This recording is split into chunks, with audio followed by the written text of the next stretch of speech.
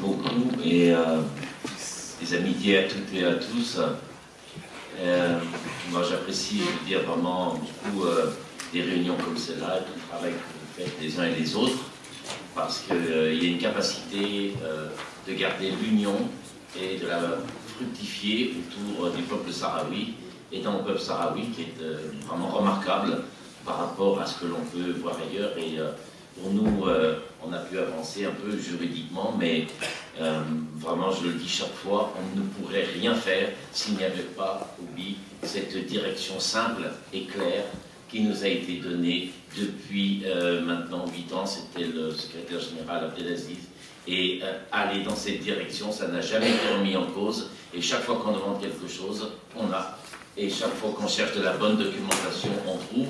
C'est-à-dire qu'on ne pourrait rien faire juridiquement s'il n'y avait pas cette base vraiment exceptionnelle de constance, de résolution, de fidélité et de véritable enracinement dans le droit. Vous êtes enraciné dans le sable, mais dans le droit aussi. C'est le peuple sahraoui qui défend le droit, et c'est la France qui viole le droit.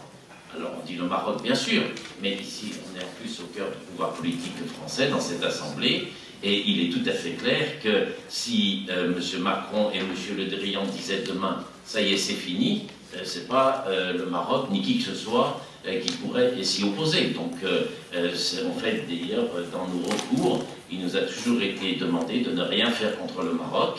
Le recours politique, il est contre les puissances coloniales qui se présentent protecteurs du peuple marocain, ce qui évidemment est une plaisanterie terrible. Mais notre principal obstacle, ça je peux le témoigner de ce travail de procédure, c'est le gouvernement français.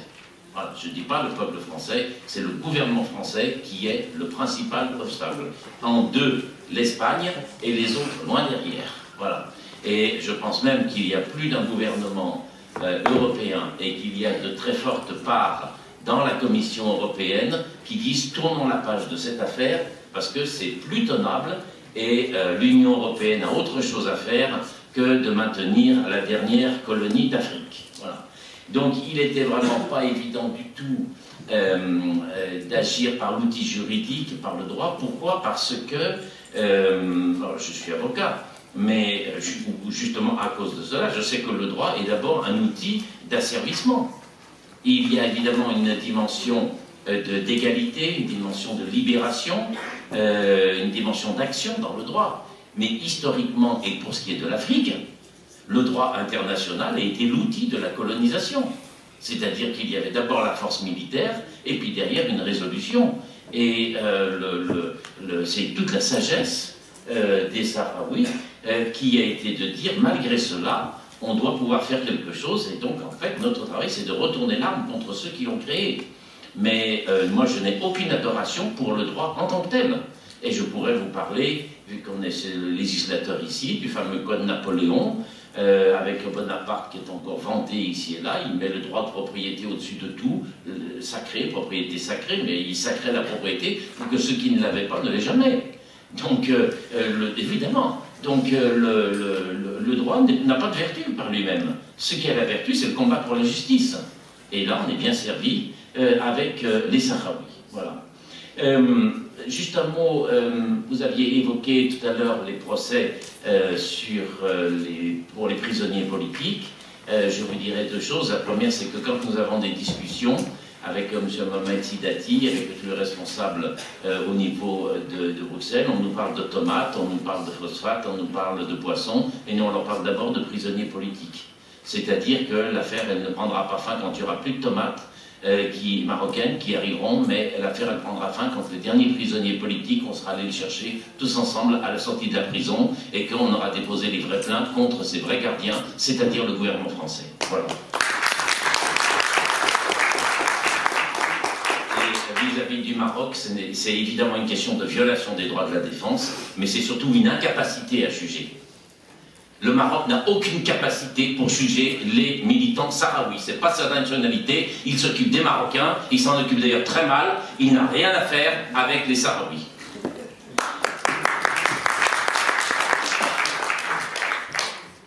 nous avons agi sur le droit européen et le but se trouve bien dans la thématique de la réunion, vu qu'il s'agit très clairement d'utiliser un aspect qui est de frapper les entreprises européennes.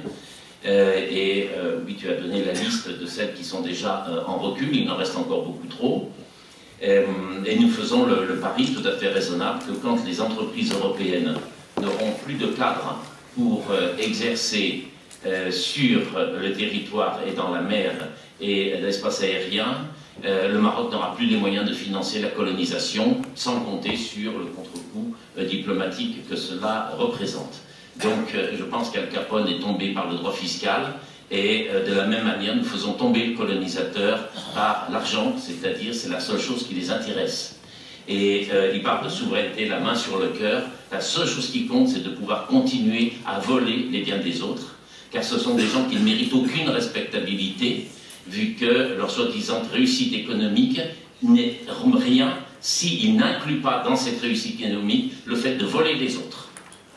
Et quand on parle du pillage des ressources, ça veut dire que l'économie marocaine, la pêche espagnole, l'agriculture française ne parviennent à s'équilibrer que parce qu'ils volent les Sahraouis comme ils volent d'autres peuples. Bon.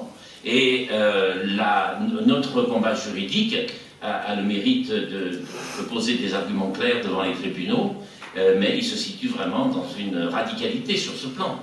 Et je dois dire avec grande satisfaction qu'effectivement, la Cour de justice de l'Union européenne suit pleinement le mouvement. J'entends des critiques sur l'Europe en tant que telle. Moi, je ne sais pas, parce que je ne peux pas dire l'Europe, et je vous encourage à bien le voir. Quand nous sommes au Parlement européen, nous voyons des gens qui votent sur ordre, ils lèvent la main quand on leur dit de lever, ils ne savent même pas de quoi on parle, tout en ayant des discours tous les jours sur le droit et ceci et cela, ils prennent des résolutions qui sont accablantes pour leur propre pensée, vu qu'ils sont en train de dire l'inverse de ce qu'a dit la Cour de justice de l'Union européenne. Donc quand vous êtes parlementaire européen, au moins respectez la Cour de justice de l'Union européenne, au moins cela, même pas. Voilà. Et avec une décontraction et en nous regardant comme cela. La Commission européenne et le Conseil de l'Union européenne, si on veut les rencontrer, nous avons une seule possibilité, c'est de faire des recours, parce qu'ils sont devant le juge et là ils sont obligés de venir. Et quand on veut les rencontrer politiquement, il n'y a plus personne. Voilà. Donc le recours sur ce plan, il est parfaitement efficace parce qu'il permet de rétablir, et autant nous avons un jeu politique pollué par la France qui est insaisissable, injouable, qui a un côté désespérant, et je salue vraiment le travail qui est fait par votre délégation à Bruxelles, la patience qu'il faut. Autant quand nous allons à Luxembourg, eh bien nous trouvons des gens qui sont quoi, sont pas des militants, simplement ils disent effectivement il y a le droit, ils fondent leur arrêt sur la charte de l'ONU. La paix dans le monde résulte de la coexistence des peuples. Voilà, le droit européen, c'est pas que du business, c'est cela qui a été jugé.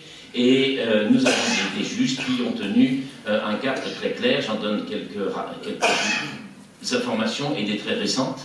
Il a été rappelé donc les décisions antérieures, 2016. Nous étions dans l'époque où tous les grands pays européens, donneurs de leçons au monde entier, acceptaient qu'on signe un accord avec le Maroc, et puis le lendemain, le Maroc l'appliquait sur un autre territoire. Voilà, c'était le de facto. Bon, de facto, qu'est-ce que c'est que de facto? Parce que c'est pas des... On ne sait pas, mais ça marchait très bien. Il a fallu faire, on allait les voir, on disait de facto ça ne tient pas. Bon bref, je passe les détails, c'est le schéma bien connu, il a fallu aller devant les juges ont dit de facto n'existe pas, il y a deux territoires distincts et séparés. Le Maroc n'a aucune souveraineté sur le territoire. Si vous voulez faire quelque chose sur le territoire du Sahara occidental, il vous faut le consentement du peuple. Et le consentement du peuple, c'est le Front Polisario qui vous le donnera et personne d'autre. Voilà. Donc ça au moins c'est clair. C'est décembre 2016. Le lendemain, on écrit à la Commission et au Conseil en disant on est pour le développement du territoire, on est pour des relations apaisées avec tout le monde, et il y a des richesses naturelles, il y a un peuple, il faut pouvoir travailler. Vous n'avez même pas répondu. Même pas répondu. Voilà. Devant le tribunal, ils sont obligés de répondre. Mais ils n'ont pas répondu. Et ils ont engagé tout un processus en disant comment on fait pour sauver l'ami marocain. Mais l'ami marocain, je ne parle pas du peuple que je respecte beaucoup, mais les dirigeants marocains commettent l'erreur, mais impensable, de confier leur avenir aux dirigeants européens, et en particulier français, qui restent physiquement, génétiquement colonialistes. Comment est-ce qu'un peuple peut s'en remettre à la France, un peuple africain peut s'en remettre à la France pour son avenir? Mais est-ce qu'ils n'ont pas lu un livre d'histoire? Mais franchement, alors, qu'est-ce que fait la France? La France, elle défend ses intérêts. Est-ce que vous imaginez un seul instant que les dirigeants économiques français soient préoccupés par l'avenir économique des agriculteurs marocains? Mais tout ce qu'ils veulent, c'est les spolier, c'est tout. Et puis qu'ils font les tomates, qu'ils se les gardent sur leur marché, et puis qu'on puisse, nous, avec nos grandes entreprises, venir et puis récupérer tout ce que l'on peut. Donc, il n'y a absolument aucune sincérité là-dedans, et le Maroc a commis une erreur fondamentale. Voilà, absolument fondamentale. Et ça, je vais vraiment prendre le temps d'expliquer pour vous. De toute façon, ça sera très simple. Il n'y a plus d'application de facto, c'est ce qu'a dit la Cour. Il fallait donc négocier avec nous, vu qu'il y a un territoire, et on a toutes sortes d'interlocuteurs qui sont disponibles pour permettre le développement du territoire. On nous refuse. Très bien. Qu'est-ce qu'est leur procédure? C'est de dire, vu qu'on ne peut pas faire de facto, c'est-à-dire je signe pour le Maroc, et le Maroc il l'applique ailleurs, on ne regarde pas. Il faut faire express. Donc ils décident qu'on signe un accord avec l'Italie, et qu'on décide que cet accord, on va l'appliquer à l'Espagne. Voilà, c'est ce qu'ils ont fait, vu qu'ils signent un accord avec le Maroc, ils disent on met un processus express d'extension sur le territoire du Sahara occidental. Bon, évidemment, nous avons démarré une deuxième série de procès. Et ils avancent très bien, je pense qu'il y aura une audience en début d'année, et je vais en dire quelques mots tout à l'heure. Mais c'est donc une attaque sévère contre le peuple sahraoui, de lui dire ton consentement n'existe pas, et d'autorité, on étend un accord sur ton corps. Mais c'est extrêmement sévère également vis-à-vis du Maroc. Moi, je vous dis aujourd'hui que nous avons passé un point de bascule.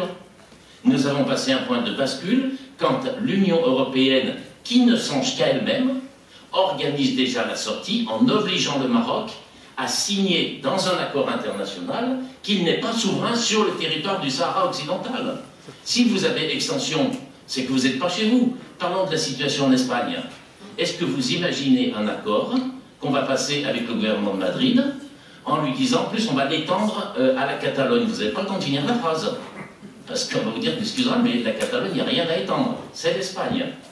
Donc le Maroc a signé un accord international dans lequel il est écrit en toutes lettres qu'il n'a pas de souveraineté sur le territoire du Sahara occidental, qu'il est juste puissance militaire occupante sur une partie de ce territoire, et que le fait de signer l'accord ne vaut en aucun cas une reconnaissance de souveraineté.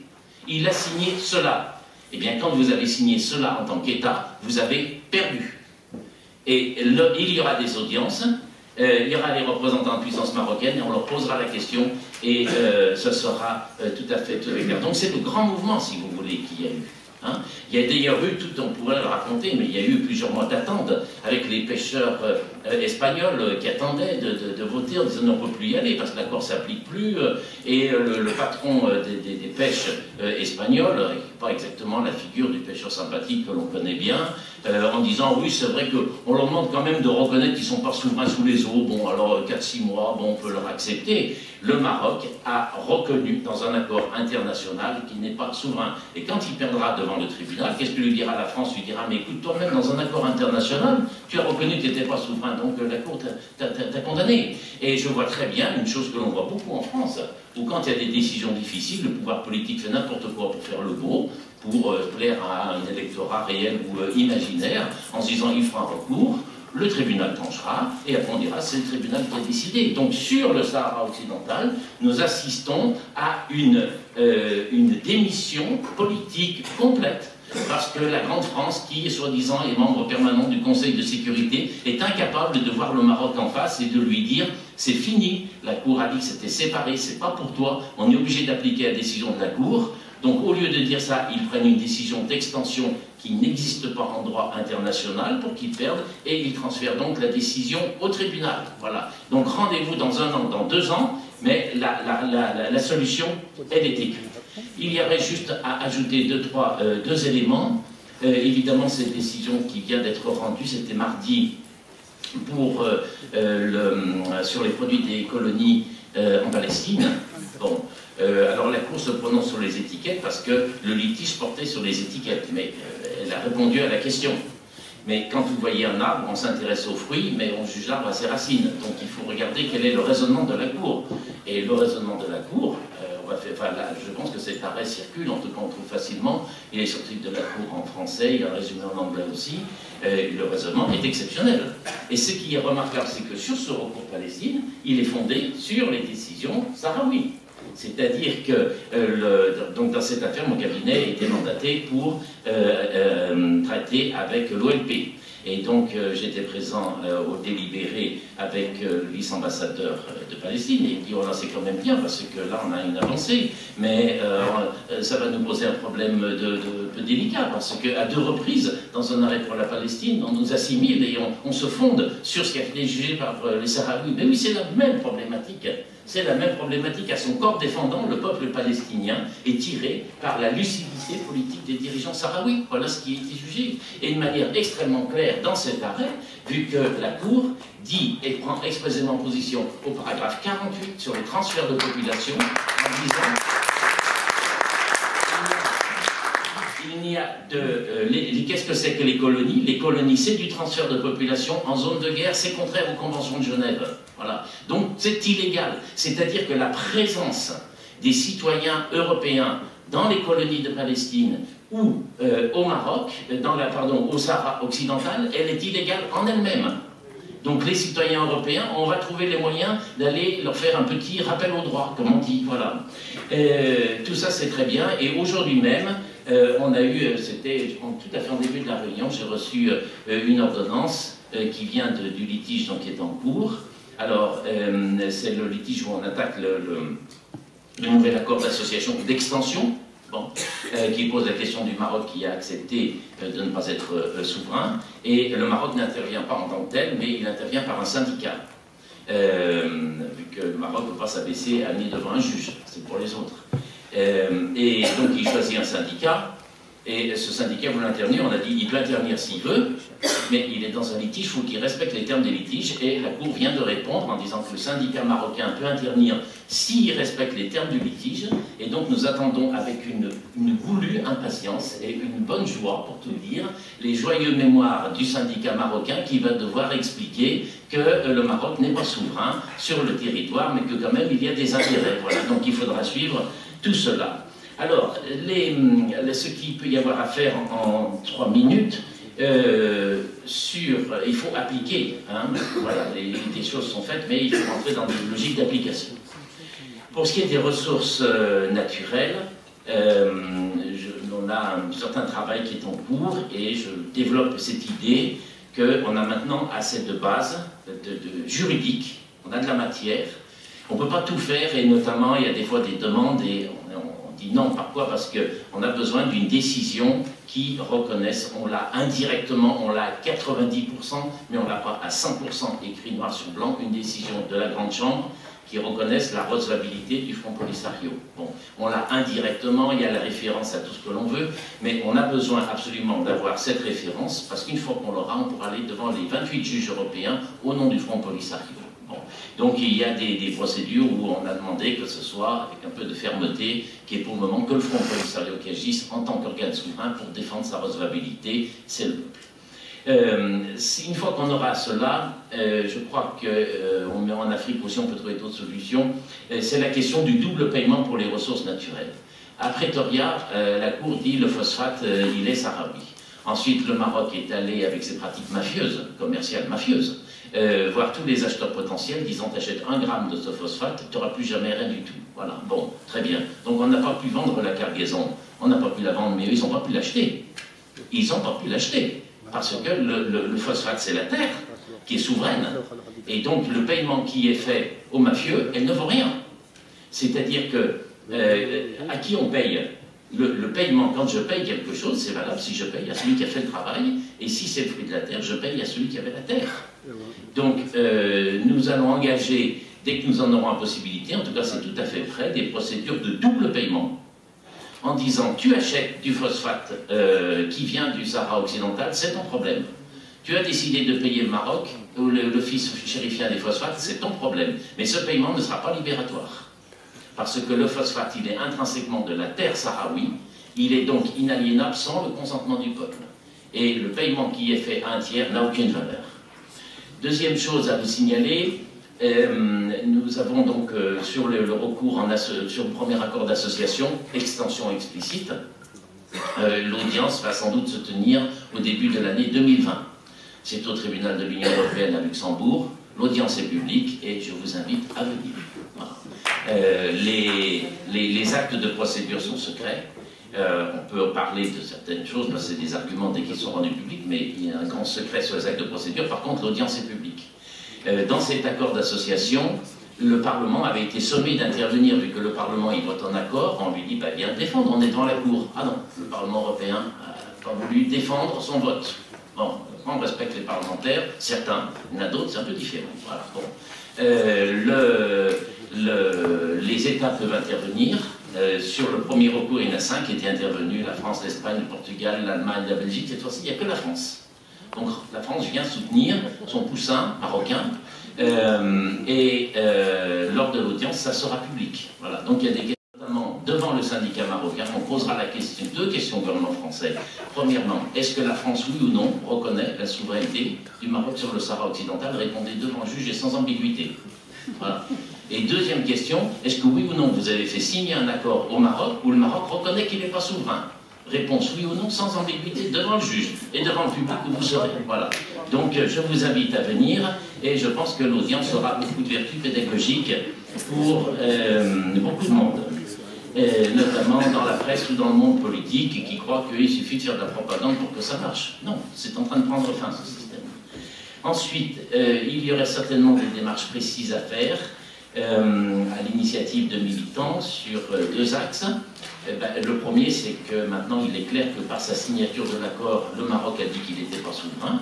Donc je pense notamment à un certain activisme des parlementaires, de groupes politiques, d'écrire aux députés, d'écrire aux responsables gouvernementaux, de quelle est la position de la France sur ce sujet, est-ce que ça modifie, qu'est-ce qu'il en est. Mais c'est un acte majeur, dans un acte international, d'avoir reconnu qu'ils ne sont pas souverains. La décision qui est rendue le 12 novembre pour la Palestine pose la question d'étiquetage, qui a toujours été refusée par le Front Polisario, puisque l'étiquette est un moyen de légaliser le produit. Mais par contre, le raisonnement, c'est que les colonisés du transfert de population au sens des conventions de Genève, donc c'est illégal, ça joue entièrement pour les Sahraouis. Donc je crois que ce soit d'ailleurs pour les Palestiniens aussi, c'est d'écrire au ministère du Budget, aux douanes, et dans les 28 États, vous avez autorité sur les 28 États, en disant il y a une décision de justice, comment vous l'appliquez? Voilà. Et ça pourrait avoir beaucoup d'effets, d'autant plus que la Cour vraiment est très très précise en disant c'est un choix du consommateur. On a le droit de savoir si le produit est illégal ou non. Bon. Et ça amène la dernière observation que je fais, c'est maintenant le débat, le combat qu'il va y avoir pour obtenir non pas des mesures, des déclarations, des règles, mais pour obtenir l'interdiction des produits. Voilà. Et écoutez, on va commencer à s'en occuper, mais c'est sûr que c'est dans la logique des choses. Et il faut arriver, que ce soit pour la Palestine, que ce soit pour le Sahara occidental, à ramener aux bases du droit international. C'est-à-dire que l'occupation militaire existe, elle est prévue par le droit international. Et c'est une situation extrêmement temporaire où un État sort de ses frontières pour protéger son propre territoire. Et il est là uniquement pour permettre le rétablissement d'un pouvoir sain, démocratique. Et il doit rentrer chez lui dès que c'est fini. Pendant qu'il est là-bas, les seules richesses qu'il peut prendre, c'est pour le maintien de son armée et de la sécurité, et rien d'autre.